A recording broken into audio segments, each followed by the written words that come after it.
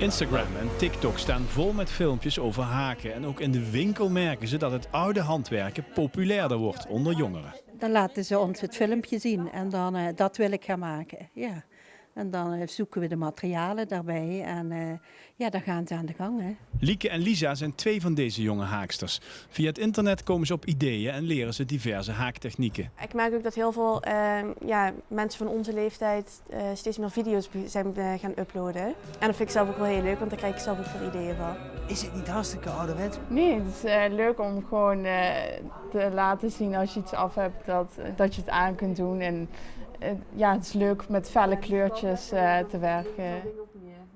Ik vind het zelf gewoon eigenlijk ontspanning. Als ik de hele dag druk bezig ben geweest met werk of met school, dan plof ik 's avonds neer op de bank en dan zet ik mijn filmpje aan en tussendoor ga ik haken. Merkt u het ook aan de klandizie als je kijkt naar wat er 10 jaar geleden kwam en wat er nu komt? Ja, in het begin van onze zaak waren het meer middelbare leeftijd mensen, zeg maar.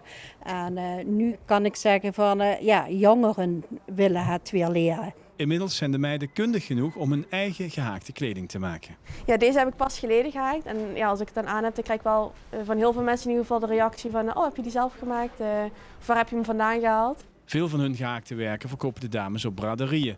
Maar Lisa, die aan de PABO studeert, gebruikt sommige werken ook tijdens haar stage. Dit zijn kleurmonsters.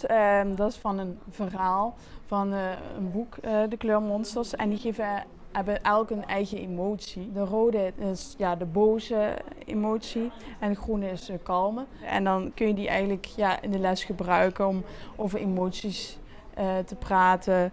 Is het niet eigenlijk gewoon handig dat elke juffrouw dit kan? Ja, ik zou zeggen van wel, ja.